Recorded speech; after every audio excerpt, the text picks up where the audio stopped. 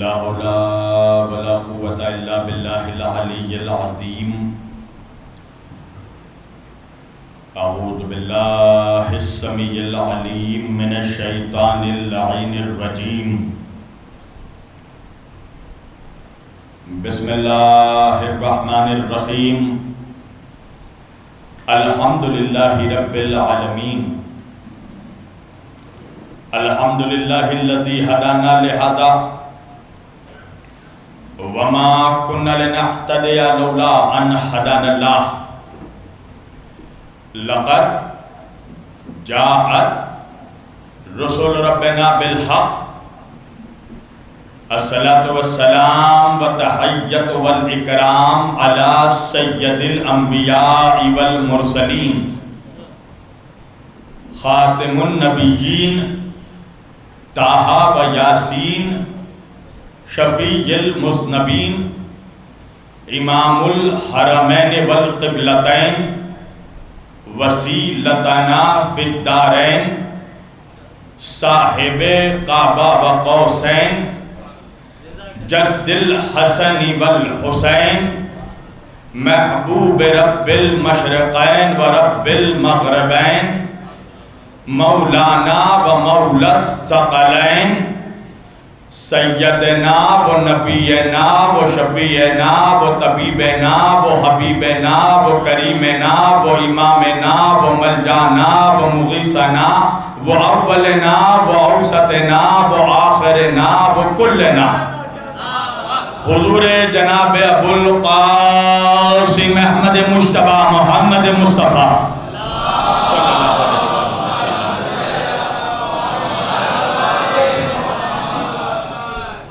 اہل بیتہ الطیبین الطاہرین المعصومین المظلومین المنتخبین المنتجبین الغر المیامین واصحابہ المتقین المنتخبین المنتجبین ولعنت اللہ علی اعدائہم اجمعین من لیلنا ھذا الی قیام یوم الدین اما بعد فقط قال اللہ تعالی فی الفرقان الحمید والمحکم کتابہ المجید وقولہ الحق بسم اللہ الرحمن الرحیم یا ایہا الذین آمنوا اتقوا اللہ وکونوا مع الصادقین صدق اللہ المولانا العلی العظیم وبلغنا رسولہ النبی الامین الکریم ونحن علی ذالک لمن الشاہدین والشاکرین والحمدللہ رب العالمین۔ ایک بار دیگر درود پڑھے سب مل کر محمد و آل محمد علیہ السلام۔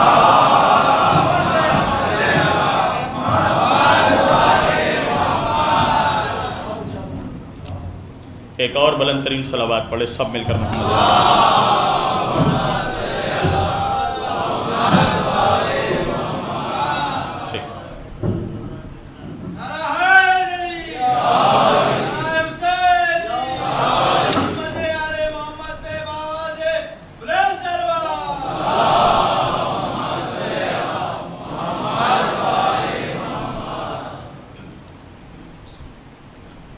عزیزان گرامی قدر و برادران ملت اسلامیہ، بندگان توحید و عاشقان رسول و آل رسول، گدایان دربار بطول، مولا آپ سبوں کے جذبہ ایمانی کو سلامت رکھے، مولا سبوں کی حاضریوں کو قبول فرمائے، مولا اس فرش اعزا سے سب کو کربلا مولا جانے کی سعادت نصیب فرمائے، جو بیمار ہیں مولا ان کو صحت کاملہ عطا فرمائے، بالخصوص جناب میر عنایت حسین آغا جان صاحب علیل ہیں، مولا تجھے بیمار کربلا کا واسطہ انہیں مکمل طور پر شفاء کاملہ عطا فرما، پروردگار جلد از جلد وقت کے حجت کے ظہور میں تاجیل فرما، ہمیں ان کے مخلص غلاموں میں ناصرین میں شمار فرما۔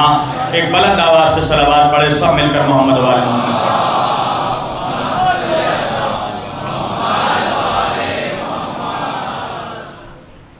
عزیزان گرامی، اللہ کی رضا، اہل بیت علیہ السلام کی عطا، جناب سیدہ کا حکم، مومنین مچھلی پٹنم کی محبتیں، عباس بھائی، رضی بھائی اور تمام مومنین کا خلوص، یہ ساری چیزیں جب مشترکہ طور پر ایک جگہ جمع ہو گئیں تو میں آپ کے روبرو آ گیا. اور چونکہ مچھلی پٹنم میں اس سے پہلے بھی میرا خطاب ہو چکا ہے تو لوگ جانتے ہی ہیں میرا مزاج کیسا ہے. مچھلی پٹنم والوں، میں بچپن سے گونگوں کے بیچ تقریر کرنے کا عادی ہی نہیں ہوں، اس لیے کہ ذکر اس علی کا کرتا ہوں جس کا نام گونگا بھی لے لے تو خدا اس کو زبان دے دیتا ہے. اور یہاں تو ماشاءاللہ سارے صاحبان زبان بیٹھے ہیں، لہذا ایسا لگنا چاہیے کہ میں مردوں کے بیچ نہیں مردوں کے بیچ پڑھ رہا ہوں. ہاں آپ تو جانتے ہیں،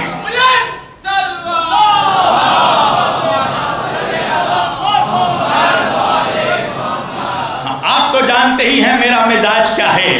میں ہمیشہ کربلائیوں کے بیچ پڑھنے کا عادی ہوں، میرا بھی اپنا مزاج ہے.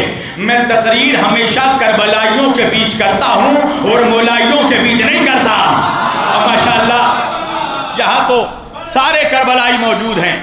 میں نے آج کے اس مقدس اور معزز اجتماع کے لیے قرآن مجید کی جس آیت وافی ہدایہ کی تلاوت کا شرف حاصل کیا اور سرنامہ کلام میں جسے موضوع گفتگو قرار دیا، پروردگار عالم اپنی مقدس کتاب قرآن مجید فرقان حمید میں ارشاد فرما رہا ہے.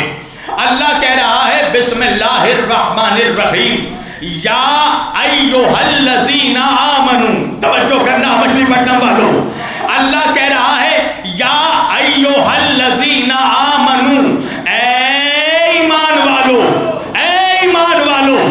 اللہ یا ایھا الذین آمنوا کہہ کر بتا رہا ہے کہ اللہ کا خطاب ایمان والوں سے ہے، بے ایمانوں سے نہیں ہے. آئے آئے آئے آئے آئے اللہ خطاب ہی ایمان والوں سے کر رہا ہے. اور مومنین مچھلی پٹنم، پورے قرآن میں 114 سورے ہیں. 114 سوروں میں 86 سورے مکی ہیں، 28 سورے مدنی ہیں، یعنی 86 وہ سورے ہیں جو اللہ نے مکے میں نازل فرمائے اور 28 وہ سورے ہیں جو اللہ نے مدینے میں نازل فرمائے. اب چاند اور سورج کا چشمہ لگا کر بھی دیکھ لو تو وہ سورے 86 جو اللہ نے مکے میں اتارے، اللہ نے ان میں ایک جگہ بھی نہیں کہا یا ایھا الذین آمنوا، یا ایھا الذین آمنوا، مگر جو 28 مدنی سورے ہیں جو اللہ نے مدینے میں نازل کیے، اللہ نے الگ الگ جگہ فرمایا یا ایھا الذین آمنوا، یا ایھا الذین آمنوا، یا ایھا الذین آمنوا. اے ایمان والو، اے ایمان والو. اللہ قرآن میں ہی سمجھا رہا ہے کہ دیکھو مکے میں اسلام تھا، مدینے میں ایمان تھا. اللہ اکبر. ایک صلوات پڑھے بلند آواز سے محمد وال محمد پر.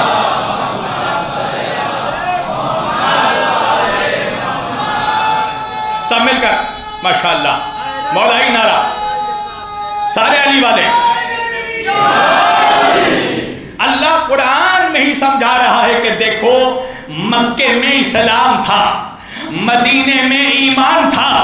اب اللہ کہہ رہا ہے یا ایھا الذین آمنوا، اے ایمان والو کیا کرو؟ اتقوا اللہ، اللہ کی ذات پر یقین رکھو، اللہ کی ذات پر بھروسہ رکھو. وَكُونُوا مَعَ الصَّادِقِينَ، اور سچوں کے ساتھ ہو جاؤ. ارے پوری توجہ، اللہ کہہ رہا ہے سچوں کے ساتھ ہو جاؤ. اچھا مومنین یہ بتائیے کہ اس آیت کو نازل ہوئے کتنے سال ہو گئے؟ کہنے لگا مجمع مولانا 1400 سال ہو گئے. اس کا مطلب یہ ہے کہ اللہ نے 1400 سال پہلے کہا تھا کہ کونوا مع الصادقین، سچوں کے ساتھ ہو جاؤ. تو میں مسلمانوں سے پوچھنا چاہتا ہوں کہ اللہ نے 1400 سال پہلے کہا تھا سچوں کے ساتھ ہو جاؤ، تو کیا 1400 سال کے بعد آج سارے مسلمان سچوں کے ساتھ ہو گئے؟ توجہ کیجئے گا، کیا آج سارے مسلمان سچوں کے ساتھ ہو گئے؟ کہا نہیں مولانا، سارے مسلمان سچوں کے ساتھ نہیں ہوئے. دلیل کیا ہے؟ اگر سارے مسلمان سچوں کے ساتھ ہو گئے ہوتے تو مسلمانوں میں 73 فرقے ہی نہیں ہوتے. توجہ کیجئے گا، آج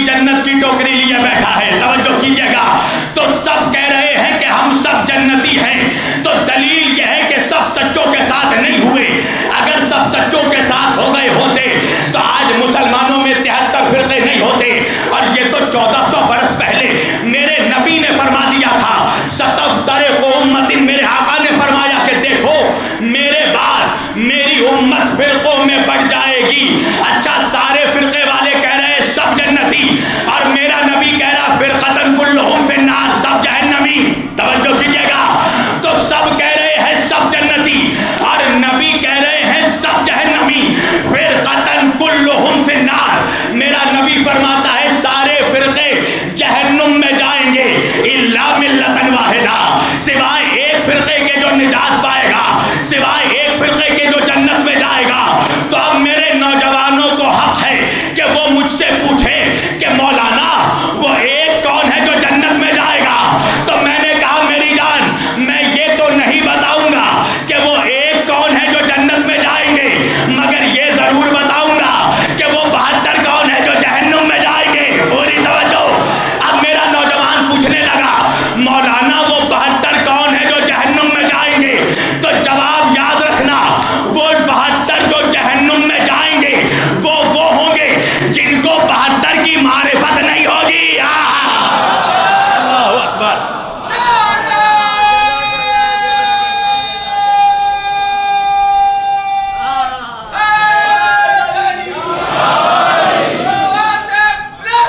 سب مل کر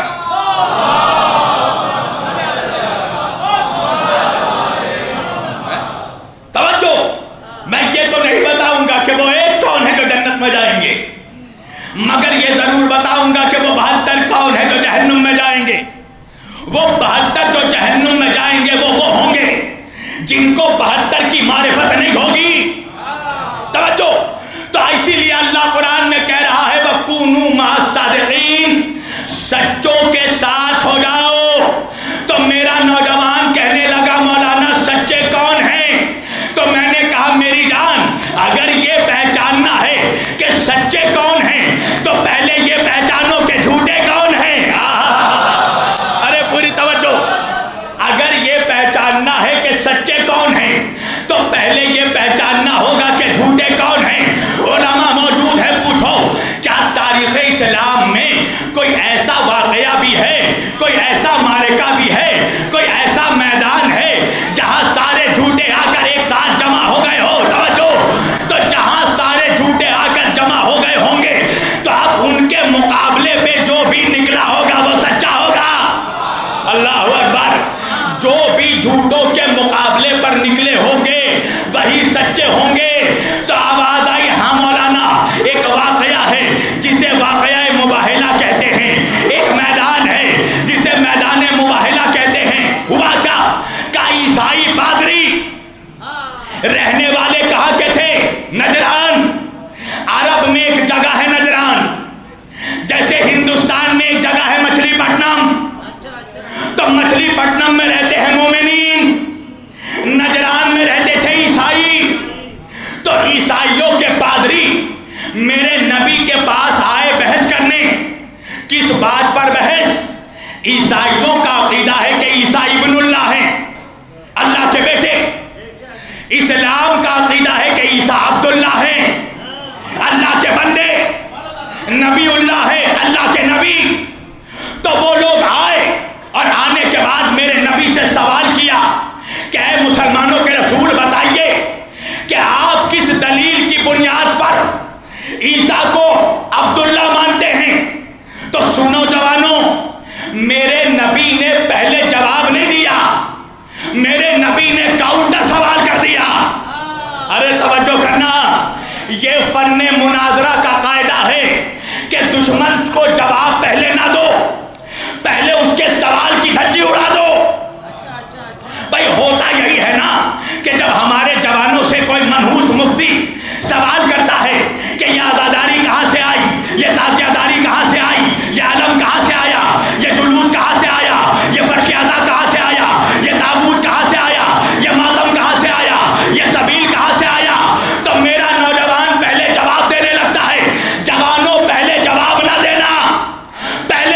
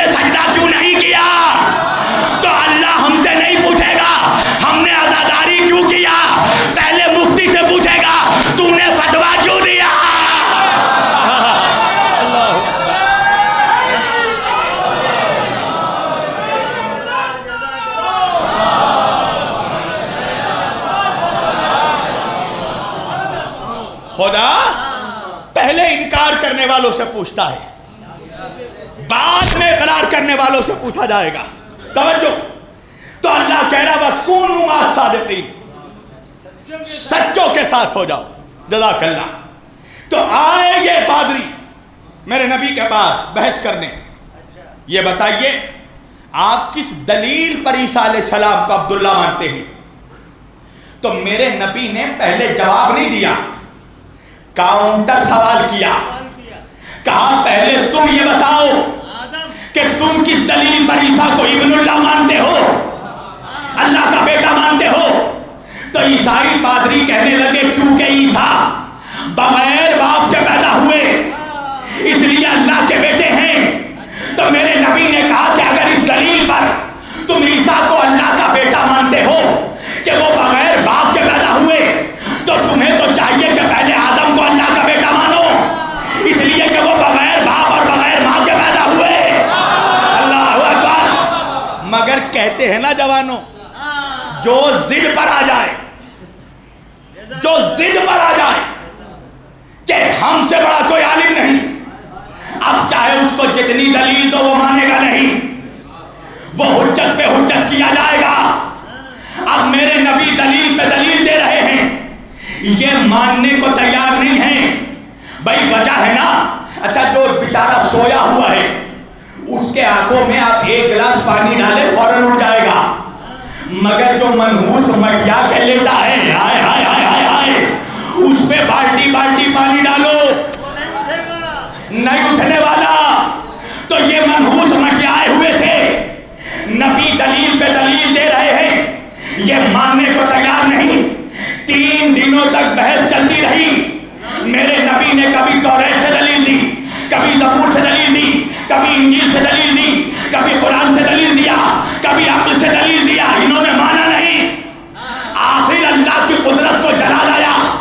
جب 3 دن گزرا اللہ نے جبریل کو بھیجا, اور جبریل نے آ کر میرے نبی سے بعد درود و سلام فرمایا کہ آقا اللہ کہتا ہے کہ اب آپ ان سے اور بحث نہ کریں, آپ انہیں دلیلوں پہ دلیل دے رہے ہیں, یہ ماننے کو تیار نہیں. آپ انہیں کبھی توریت سے, کبھی زبور سے, کبھی انجیل سے, کبھی قرآن سے, کبھی عقل سے دلیل دیتے ہیں, مگر یہ دلیل ماننے کو تیار نہیں. تو اب یہ اس قابل نہیں رہے کہ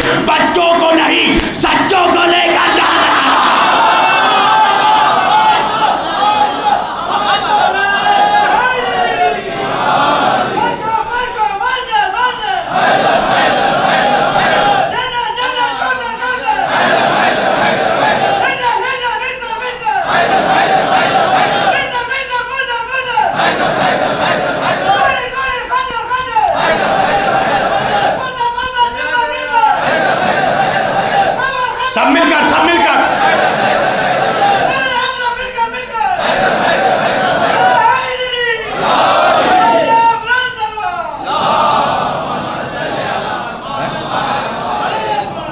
آیت کہہ رہی ہے کہ بچوں کو نہیں سچوں کو لے کر جانا ہے.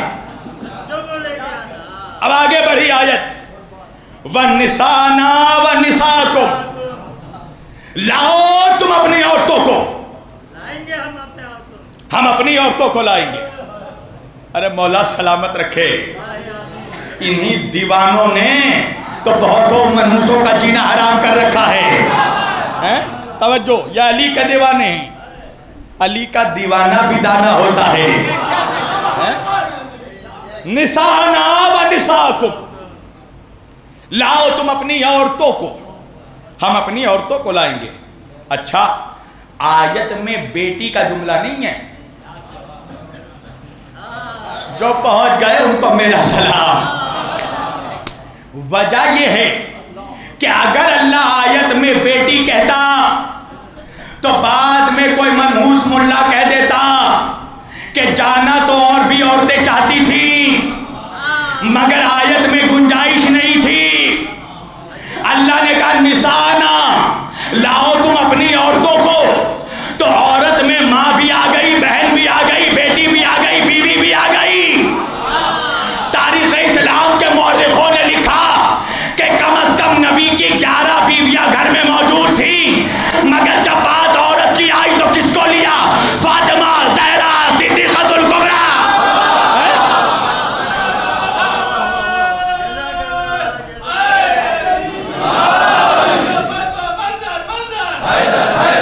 سب مل کر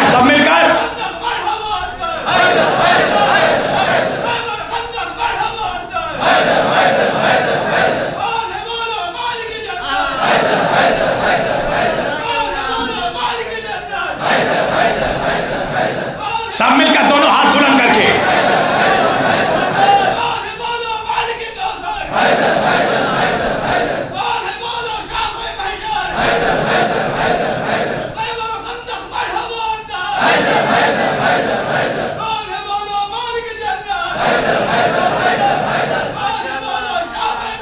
حیدر ہے,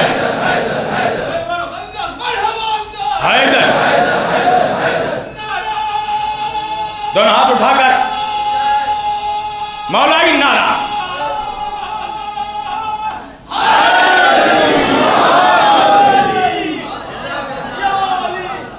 نسانا وَالنِّسَاكُمْ, اپنی عورتوں کو لاؤ. تو کس کو لیا؟ سیدہ عالم یار. ہائے ہائے ہائے. پھر آیت آگے بڑھی. انفسنا وانفسکم, تم اپنی جانوں کو لاؤ. ہم اپنی جانوں کو لائیں گے. تو آیت میں جب جانوں کی بات آئی تو کس کو لیا؟ علی مرتضی, شیر کبریا, اسد اللہ الغالب, جو سب پر غالب, علی ابن ابی طالب, سب پر غالب. ایک صلوات پڑھیں سب. علی کو لے کر نکلے. توجہ. اچھا, آیت میں ہے جمع کا صیغہ. توجہ کیجئے گا. یعنی نبی کو اجازت تھی, اگر نبی چاہتے تو کئی بچوں کو لے کر جا سکتے تھے. نسانا جمع کا صیغہ, اگر نبی چاہتے تو کئی عورتوں کو لے کر جا سکتے تھے. انفسنا جمع کا صیغہ, چاہتے تو کئیوں کو جان بنا کر لے کر جا سکتے تھے. اچھا, جو بات میرے جیسے مولوی کو پتا ہے اللہ کو نہیں پتا. ارے توجہ کیجئے گا, وہ عالم الغیب ہے نا, جو ہونے سے پہلے ہونے کو جانے اسی کو خدا کہتے ہیں. تو میں نے کہا پروردگار تو تو جانتا تھا کہ جب بات بچوں کی آئے گی تو تیرا نبی دو بچوں کو لے کر جائے گا. جب بات عورتوں کی آئے گی تیرا نبی ایک عورت کو لے کر جائے گا. جب بات نفسوں کی آئے گی تیرا نبی ایک علی کو لے کر جائے گا. تو پھر آیت میں جمع کا صیغہ کیوں رکھا؟ کیا اسی وجہ سے رکھا کہ بعد میں منافق نہ کہہ سکے کہ جانا تو ہم بھی چاہتے تھے مگر آیت میں گنجائش نہیں تھی. اللہ نے منافقوں کو ان کی اوقات بتائی کہ دیکھو آیت میں گنجائش تھی مگر تم اس قابل نہیں تھے کہ اہل بیت کے ساتھ چل سکو. ہائے ہائے ہائے ہائے.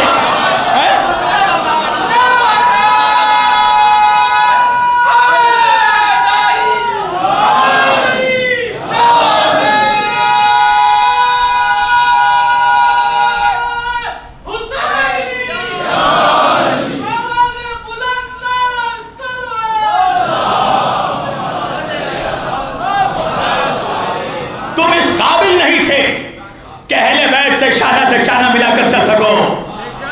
اچھا قافلہ نکلا. قافلے کا ڈیزائن دیکھنا مومنوں. آگے آگے ہیں نبی.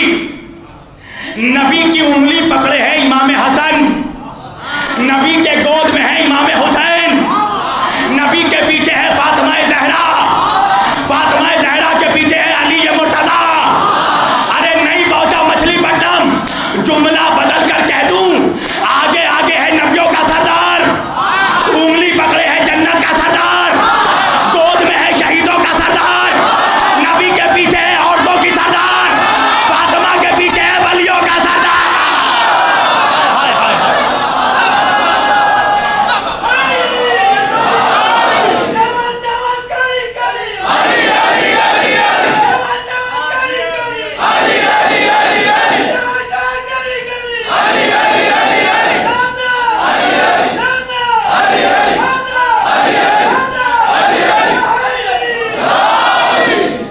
سرداروں کا قافلہ. ایک نبوت کا سردار, رسالت کا سردار, ایک جنت کا سردار, ایک شہادت کا سردار, ایک عالم نسواں کی سردار, ایک ولیوں کا اماموں کا سردار. سرداروں کا قافلہ جا رہا ہے تاکہ غلاموں کو ان کی اوقات پتہ چل جائے. سرداروں کا قافلہ. اچھا اب جب یہ قافلہ جانے لگا تو وہی پادری جو اب تک بحث کر رہے تھے جب آتے دیکھا. اچھا میرے بہت سے سنی بھائی بھی حسینی یہاں موجود ہیں. آپ لوگوں سے منحوس مفتی بڑا پوچھتا ہے نا پنجتن کون ہیں, تو آج جواب دے دینا, جواب لے کر جائیے. پنجتن کون ہیں؟ نبی گھر سے اکیلے نکلے 1 تن, نبی کے ساتھ علی نکلے 2 تن, علی کے ساتھ زہرا نکلی 3 تن, فاطمہ کے ساتھ حسن نکلے 4 تن, حسن کے ساتھ حسین نکلے 5 تن. 5 تن 5 تن.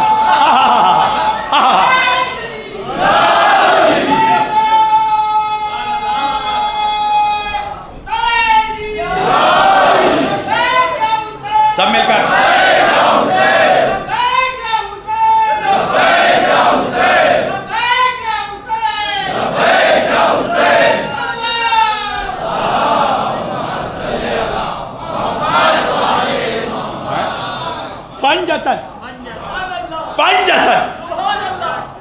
پنجتن چل رہے ہیں. اب جب ان پادریوں نے دیکھا تو اب تک جو 3 دنوں سے بحث پہ بحث کر رہے تھے, دلیلوں کا انکار کر رہے تھے, اب کہنے لگے کہ اب ہم ان سے مباہلہ نہیں کریں گے. ہائے ہائے ہائے ہائے.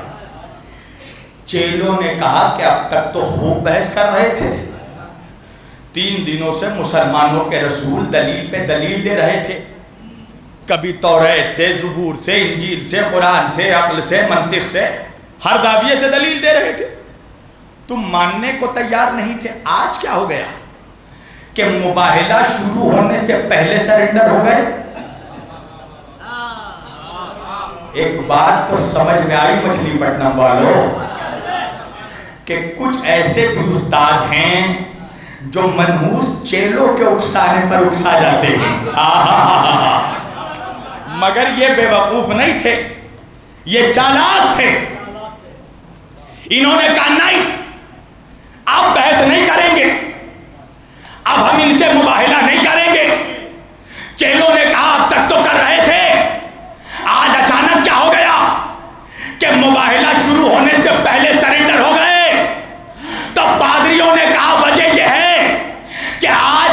اپنی آنکھوں سے دیکھ رہے ہیں کہ مسلمانوں کے رسول اپنے ساتھ جن لوگوں کو لے کر آ رہے ہیں ان کے چہروں کے نور کے جلال کو دیکھ کر پتہ چلتا ہے کہ اگر یہ لوگ اشارہ کر دیں تو پہاڑ کا سینہ پھٹ جائے۔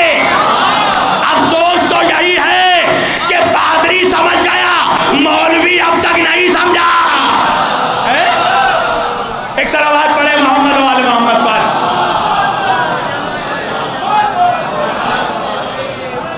پادری کے سمجھ میں بات آ گئی، پادری سمجھ گیا کہ اہل بیت سے نہ ٹکراؤ،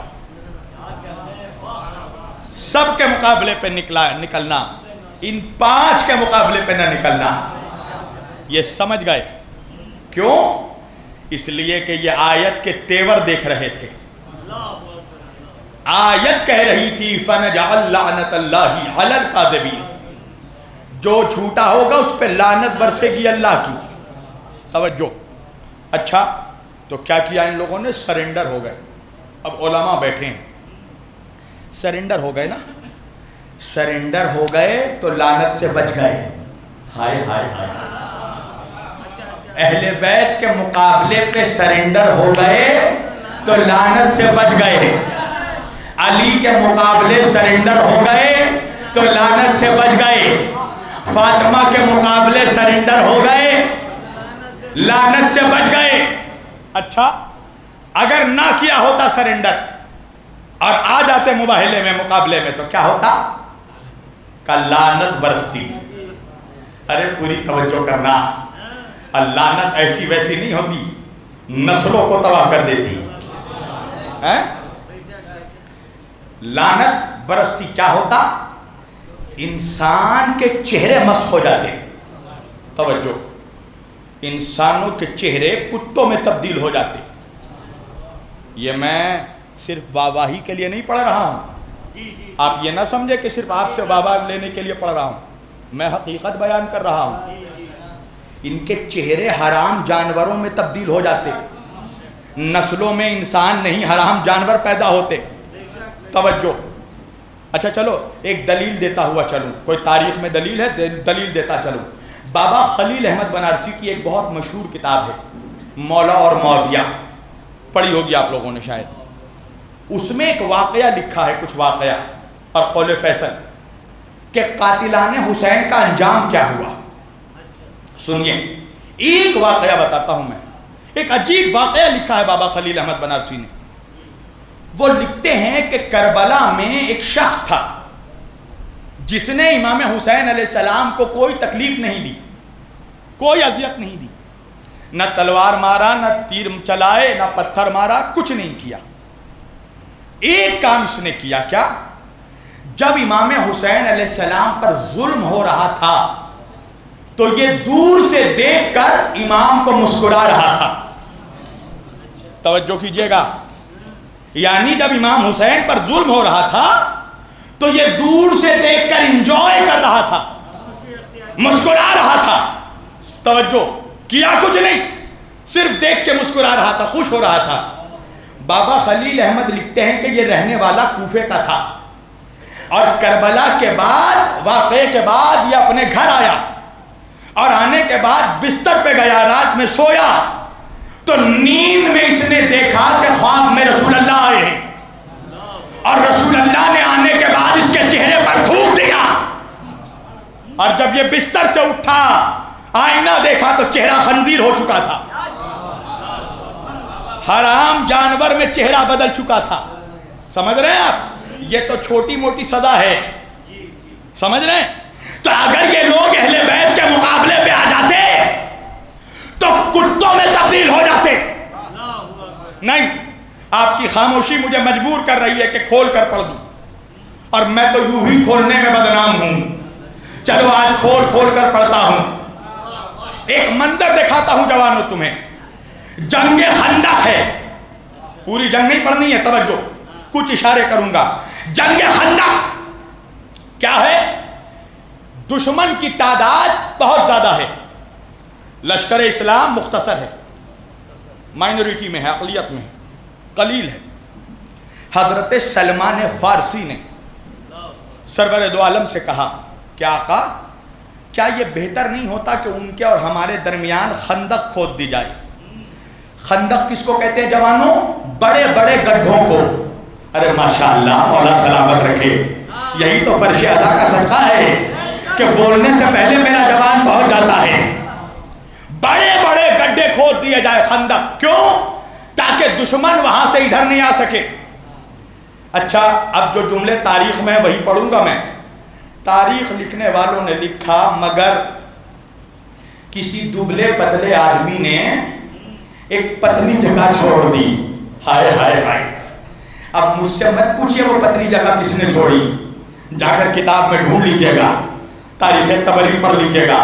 زیادہ دبلے پتلے لوگوں کا نام نہیں لیتا میں منبر سے. ہاں پتلی جگہ چھوڑ دی. کیا ہوا؟ کہا دشمن کے لشکر کا سب سے بڑا پہلوان عمرو ابن عبدود ادھر سے اس پار آ گیا اور آنے کے بعد لشکر اسلام کو چیلنج کرنے لگا.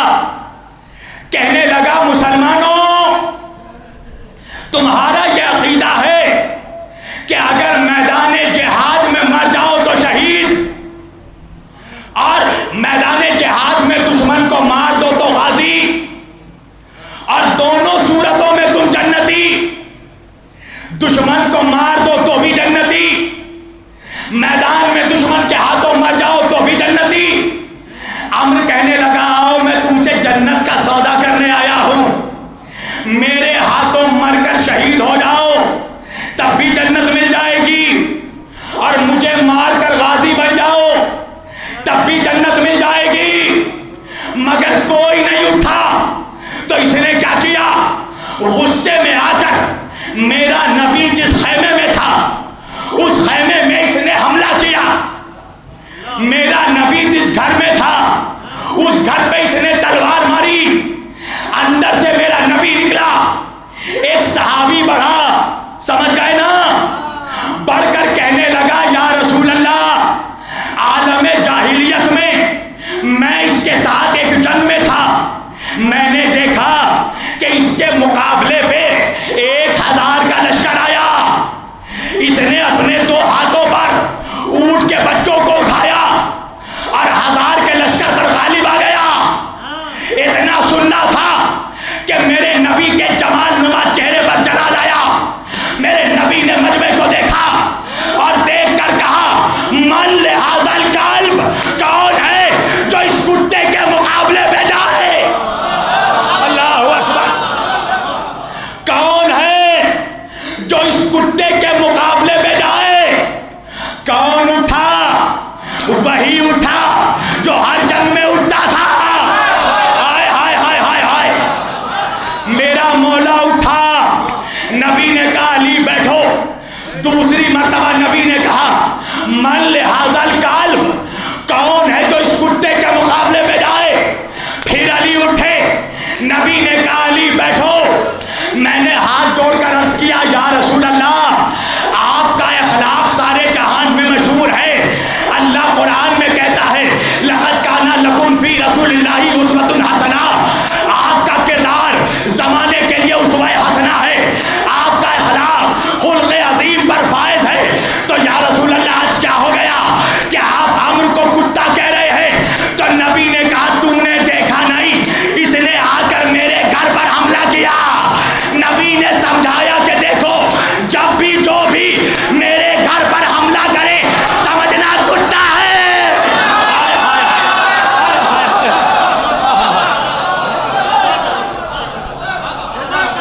صلوات پڑھے بلند آواز سے محمد وال محمد پر.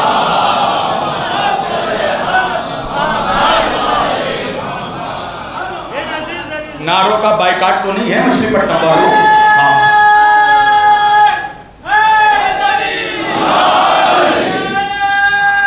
سب مل کر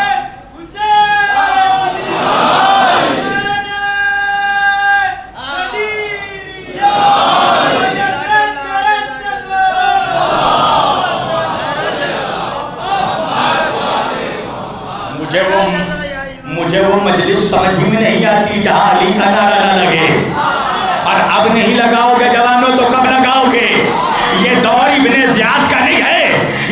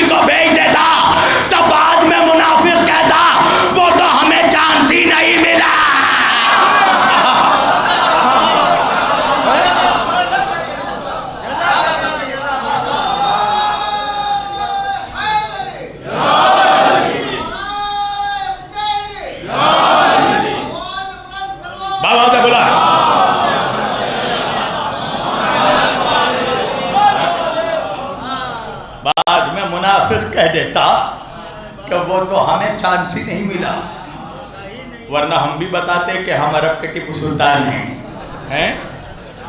نبی نے کہا دیکھو چانس دیا، بار بار دیا، 3 بار دیا، تینوں کو دیا۔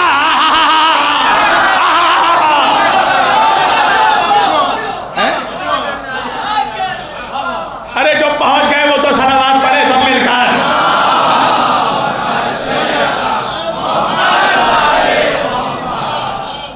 3 بار دیا، تینوں کو دیا، بار بار دیا، مگر جب بھی اٹھا علی اٹھا۔ اب جب علی جانے لگے تو اب تک نبی کیا کہہ رہے تھے؟ اب تک نبی کہہ رہے تھے من لہذا کلب، کون ہے جو اس کتے کے مقابلے پہ جائے؟ مگر جب علی جانے لگے تو نبی نے جملہ بدل دیا۔ نبی نے کہا برز الایمان کلو الی الکفر کلو، اب کل ایمان کل کفر کے مقابلے پہ جا رہا ہے، مکمل ایمان مکمل کفر کے مقابلے پہ۔ مسلمانوں، نبی نے ایمان سنایا نہیں ہے، خندق میں دکھایا ہے، اور جس نے خندق میں نہیں دیکھا اسے غدیر میں دکھایا۔ برز الایمان کلو الی الکفر کلو، ہائے ہائے ہائے، اب کمپلیٹ ایمان کمپلیٹ کفر کے مقابلے پہ جا رہا ہے۔ اب علی آئے عمر کے سامنے، اب اپنی طاقت پر غرور کرتا ہوا عمر کہنے لگا کہ لشکر اسلام میں کوئی نہیں بچا، کوئی پہلوان کوئی بہادر نہیں بچا، تیرے جیسے کمسن کو بھیج دیا۔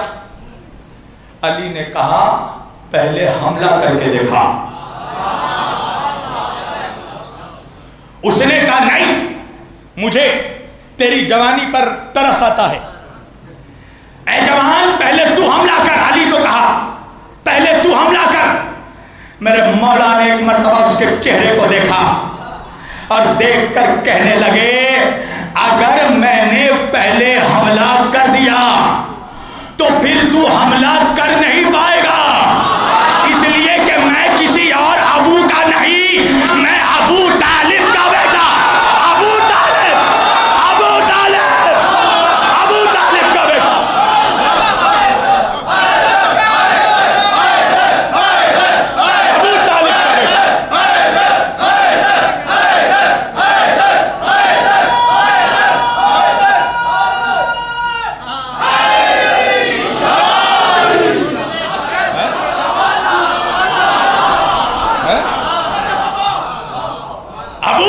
کا بیٹا اگر پہلے حملہ کر دیا، علی نے کہا اگر میں نے پہلے کیا تو دوسرا نہیں آئے گا، تو حملہ کر۔ اب اس نے حملہ کیا، حملہ کرنے کے بعد اس نے اپنے جنگی پیترے دکھائے۔ کیا کیا؟ ایک ضربت ماری اور گھوڑے کے 4 ٹانگوں کو کاٹ دیا۔ علی کو بے زبان جانور کے اوپر ہونے والے ظلم پر رحم آ گیا، جلال آیا میرے مولا کو۔ علی نے کہا میں حملہ کر رہا ہوں، بچ سکتا ہے تو بچ کر دکھا۔ جوانوں، کبھی تم نے دیکھا جب شیر گیدڑ پر حملہ کرتا ہے تو حملے سے پہلے گیدڑ کانپنے لگتا ہے؟ شیر کا جلال روب ایسا ہوتا ہے۔ جب علی نے ذوالفقار اٹھائی، شیر اللہ کا، تلوار اللہ کی، جب پورے رینج سے علی نے حملہ کرنا چاہا، اب اس نے علی کے چہرے کا جلال دے کر یہ گر گیا، زمین پر گر گیا۔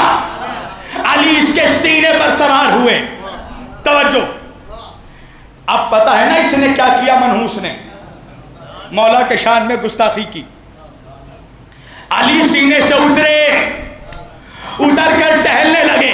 ہائے ہائے ہائے ہائے، علی ٹہل رہا ہے میدان میں۔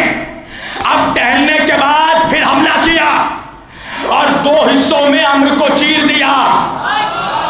بھائی نہیں پہنچا میرا مجمع، علی حیدر ہے نا، کی کئی قسمیں ہیں.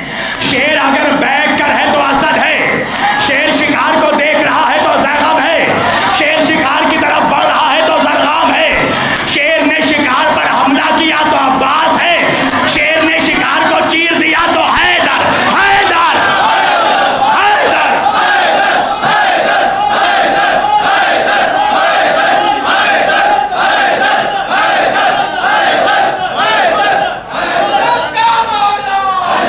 سب مل کر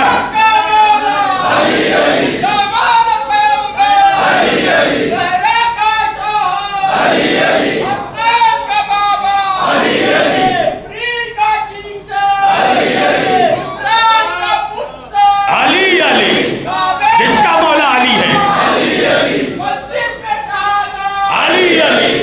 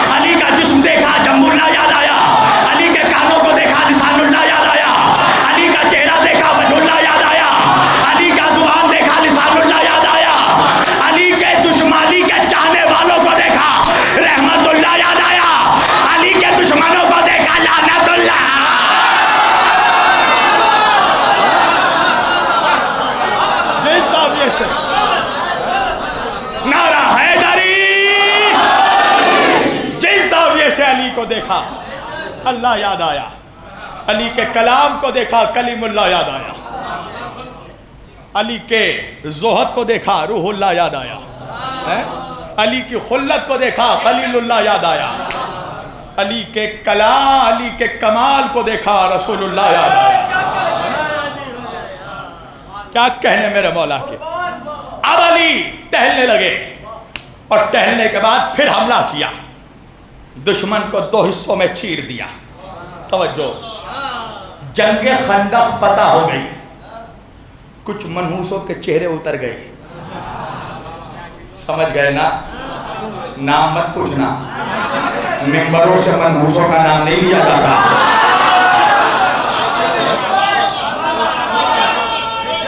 سب مل کر حیدری نعرہ،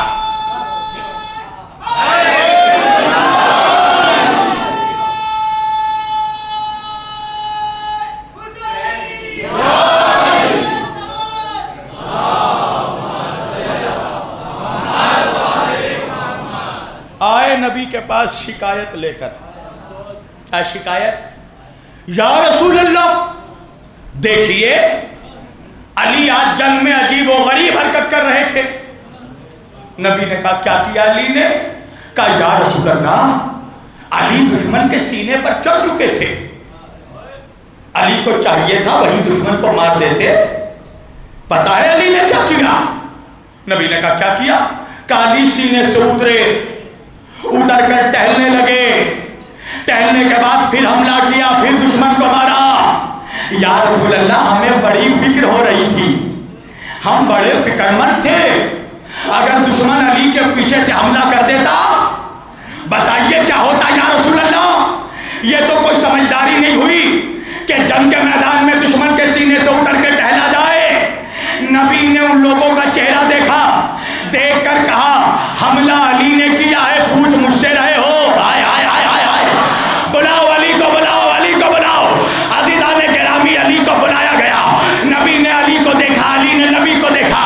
نبی نے کہا یا علی یہ لوگ تمہاری شکایت لے کر آئے ہیں کہ تم دشمن کے سینے پر چڑھ چکے تھے, پھر اتر کے ٹہلنے لگے, پھر دوبارہ حملہ کیا, پھر دشمن کو مارا. علی ایسا کیوں کیا؟ علی نے کہا یا رسول اللہ آپ تو جانتے ہیں نا کہ میری تلوار ہمیشہ اللہ کے رضا کی خاطر چلتی ہے. یا رسول اللہ جب میں اس کے سینے پر چڑھا میں نے چاہا کہ اسے مار ڈالوں, مگر اس نے میرے شان میں گستاخی کی. مجھے جلال آ گیا, میرا جلال اللہ کی رضا پر غالب آیا. میں ادھر کر ٹہلنے لگا. جب میں نے اپنے جلال کو ٹھنڈا کیا اور واپس رضا الہی غالب آ گیا تو میں نے دوبارہ اس پر حملہ کیا اور میں نے اس کو دو حصوں میں چیر دیا. اب نبی نے یہ جملہ سنا, ایک مرتبہ مجمع کو دیکھا اور دیکھ کر میرے نبی نے کہا ضربت علی الی یوم الخندق افضل من عبادت الثقلین. علی کی خندق میں تلوار کی ایک ضربت دونوں جہان کی عبادتوں سے افضل ہے. مسلمانوں مجھے بتاؤ, ارے جس کی تلوار کا ایک بار دونوں جہان سے افضل ہو اس علی کا مقابلہ ٹکے ٹکے کا ملا کرے گا.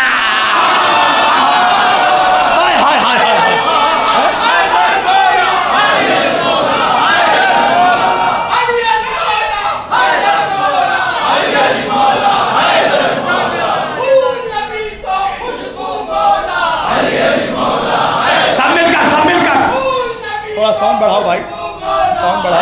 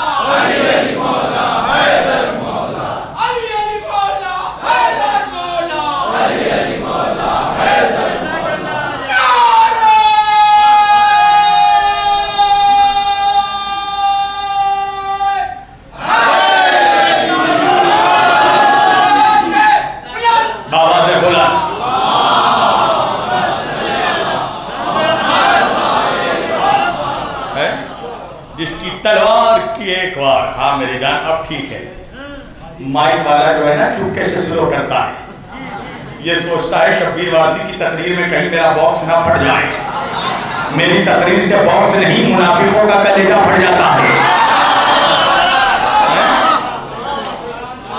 علی کی تلوار کے ایک بار کا مقابلہ دونوں جہان مل کر نہ کر سکے.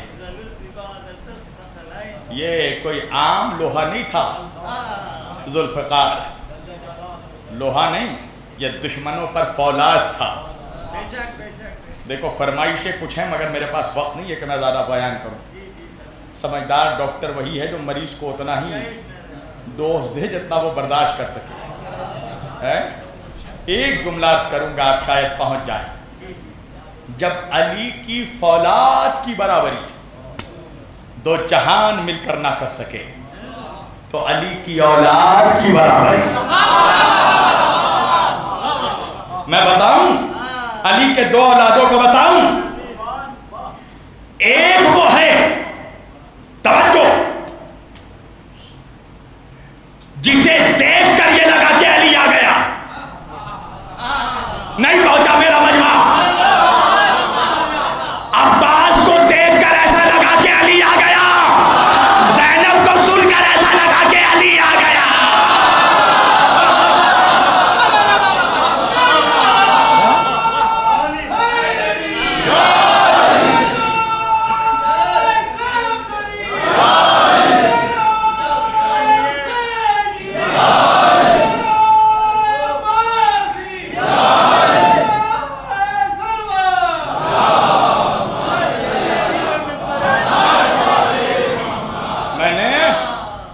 تاریخ کو کوشش کی کہ ان دو جملوں میں سمیٹ دوں. عباس جسے دیکھ کر لگا کہ علی آ گئے. زینب وہ ہے جسے سن کر ایسا لگا کہ علی آ گئے. علی کے صرف بیٹے علی نہیں ہیں, علی کی بیٹیاں بھی علی ہیں. مولا سلامت رکھے یہاں آنے والوں کو. حقیقت یہی ہے حسینیوں کہ حسین نے کربلا میں اسلام کو بچایا ہے, مگر زینب نے شام میں حسینیت کو بچایا ہے.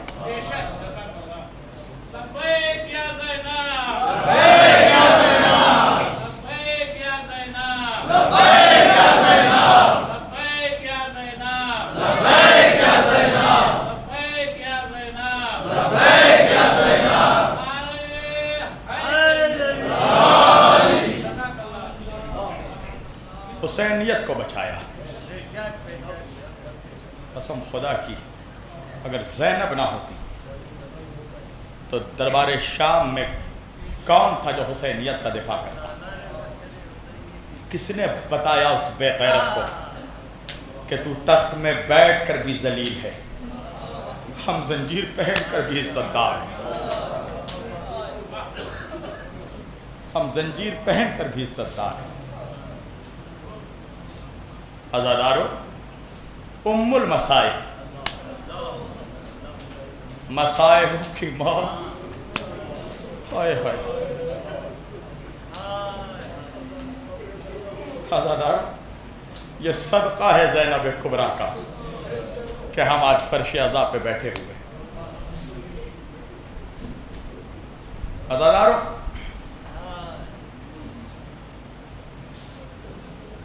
شہزادی زینب کا وہ مقام ہے کہ جب کبھی نکلتی تھی اگر گھر سے باہر تو 18 شہزادے اللہ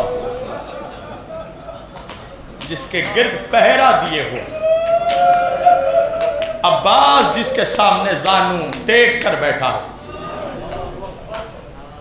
جب یہ قافلہ 28 رجب کو نکلنے لگا نا مدینے سے, شہزادی ام البنین فاطمہ کلابیہ سلام اللہ علیہ آ کر انہوں نے قافلہ روک دیا. عباس کے ہاتھوں کو پکڑا, کہا عباس چل میرے ساتھ. عباس کا ہاتھ پکڑا, مزار رسول پر لائی اور لا کر ام البنین کہتی ہیں عباس ایک ہاتھ قبر رسول پر رکھ, ایک ہاتھ میرے سر پر رکھ. کہا اماں کیا ہو گیا؟ کہا عباس قسم کھا جب تک تیرے بازو سلامت ہیں فاطمہ کی بیٹیوں کی چادریں سلامت. اجرکم من اللہ. زینب کے دھارس کا نام ہے عباس. عزاداروں, کیا محبت ہے ان بھائی بہنوں میں. 2 محرم کو جب قافلہ کربلا پہنچا, عباس نے دور سے دیکھا کہ شہزادے علی اکبر کچھ لوگوں سے بحث کر رہے ہیں. اکبر کے قریب آئے عباس تیزی سے, آ کے کہنے لگے بیٹا اکبر تیرے جمال نما چہرے پر جلال کیسا. اکبر کہتے ہیں چچا امو جان یہ یزید کے سپاہی میرے بابا کے خیمے ہٹانے کے لیے آئے ہیں. عزادارو, عباس نے اکبر کے سینے پر ہاتھ رکھا, کہا بیٹا اکبر پیچھے ہٹو, ابھی تیرے چچا کے بازو سلامت ہیں. یہ کہہ کر ایک مرتبہ نیام میں ہاتھ رکھا. کہ کس کی ہمت ہے جو میرے آقا کے خیموں کو ہٹا دے؟ تمہیں معلوم نہیں کہ ان خیموں میں علی کی بیٹیاں ہیں؟ عزادارو سنو گے، تاریخ نے لکھا میرا مولا حسین عباس کے پاس نہیں آیا، میرے مولا زینب کے خیمے میں گئے، جا کے کہنے لگے بہن زینب میرے شیر کو جلال آ گیا، زینب عباس کو روک لے۔ شہزادی کہتی ہیں بھیا آپ کیوں نہیں روکتے؟ حسین کہتے زینب مجھے شرم آتی ہے، میں عباس کو کہاں روکوں؟ فضا کو بھیجا کہ فضا ماں جاؤ میرے شیر کو آواز دو، کہو علی کی بیٹی نے بلایا ہے۔ عزادارو فضا نے آواز دی، عباس نے زمین پر ایک خط کھینچا، کہا جب تک عباس نہ آئے خط پار نہ کرنا۔ ایک مرتبہ شہزادی کے خیمے میں آئے، دو زانو ہو کر سر جھکائے بیٹھ گئے، زینب نے عباس کے سروں کو سہلایا، کہنے لگی بھیا سنا ہے میرے شیر کو جلال آ گیا۔ عباس نے کہا شہزادی یہ یزید کے سپاہی میرے آقا کے خیمے ہٹانے کے لیے آئے ہیں، پھر عباس کی زندگی کا کیا فائدہ؟ اتنا سننا تھا نا۔ شہزادی زینب نے کہا بھیا میں یہ چاہتی ہوں کہ تم تلوار نیام میں رکھ لو۔ عزادارو جس عباس نے کبھی کلام نہیں کیا، ایک مرتبہ سر جھکا کر کہا شہزادی بہتر یہ ہوتا کہ آپ کہتی عباس اپنا سر کاٹ کر میرے قدموں میں رکھ دو۔ اجرکم من اللہ، خدا ان آوازوں کو سلامت رکھے۔ عزادارو شہزادی نے یہ جملہ سنا نا، ایک مرتبہ کہنے لگی عباس بھیا اگر تم میری بات نہیں مانو گے تو پتہ ہے میں کیا کروں گی۔ عباس نے کہا کیا کیجئے گا شہزادی؟ زینب نے کہا عباس میں اپنے سر سے چادر ہٹا دوں گی۔ ہائے عباس کی غیرت، تلوار کو توڑ کر شہزادی کے قدموں میں ڈالا، کہا شہزادی پھر نہ کہنا، میں کہوں گا عباس آج علی کی بیٹی نے چادر ہٹنے کی بات کی، ارے برداشت نہ کر سکے، ذرا شام غریبہ میں آ کر دیکھو، شمر نیزہ لیے دوڑ رہا ہے، علی کی بیٹی سر پر ہاتھ رکھے عباس۔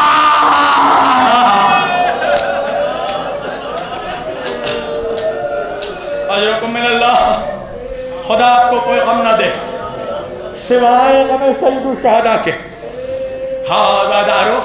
عزادارو اصل مصیبت تو کربلا کے بعد شروع ہوئی، جب میرے مولا سجاد سے کسی نے پوچھا نا مولا سب سے زیادہ مصیبت کہاں پہ آئی، پتہ ہے عزادارو سجاد نے 3 مرتبہ کہا الشام الشام الشام۔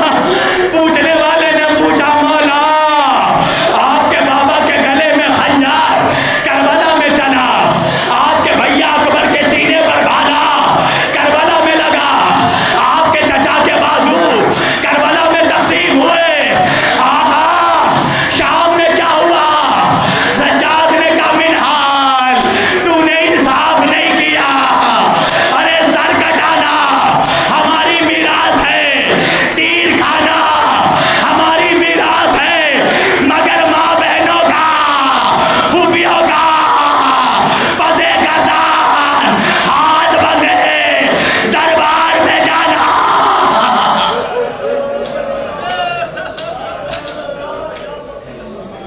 اجرکم من اللہ، خدا کوئی غم نہ دے سوائے غم حسین کے۔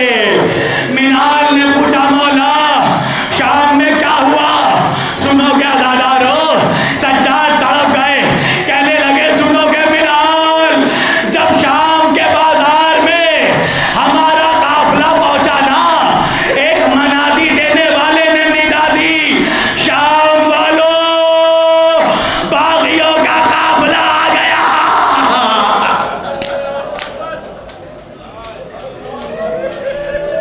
کا منحال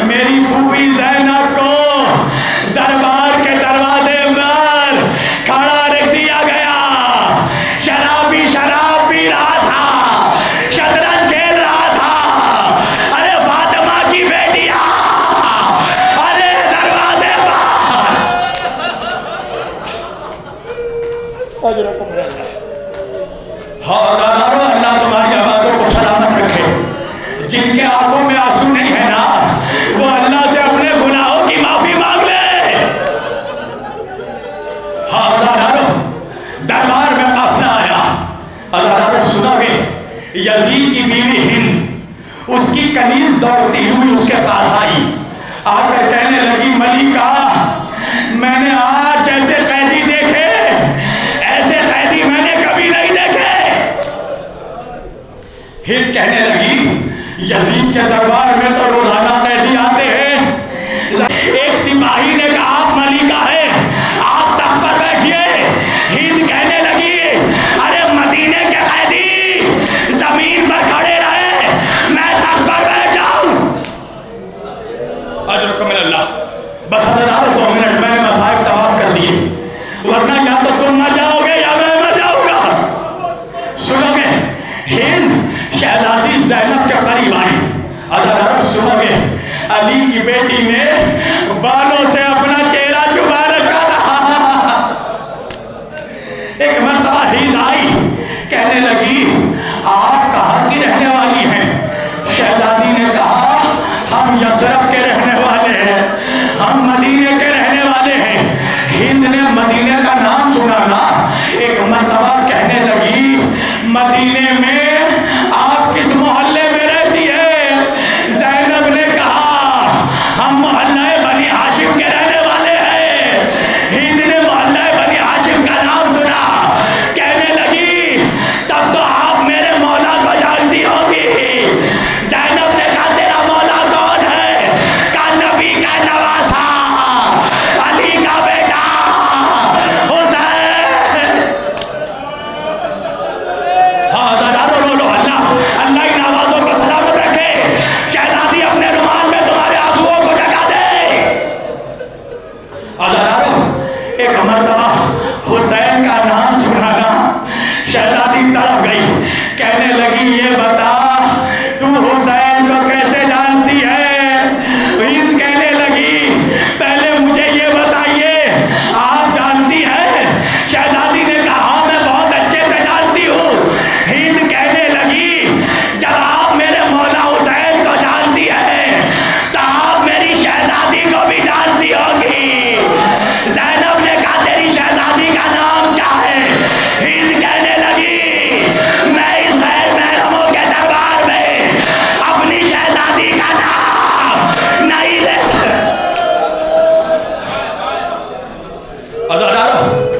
زینب نے اتنا سنا، ایک مرتبہ کہنے لگی یہ بتا اگر اپنی شہزادی کو دیکھے گی پہچان لے گی؟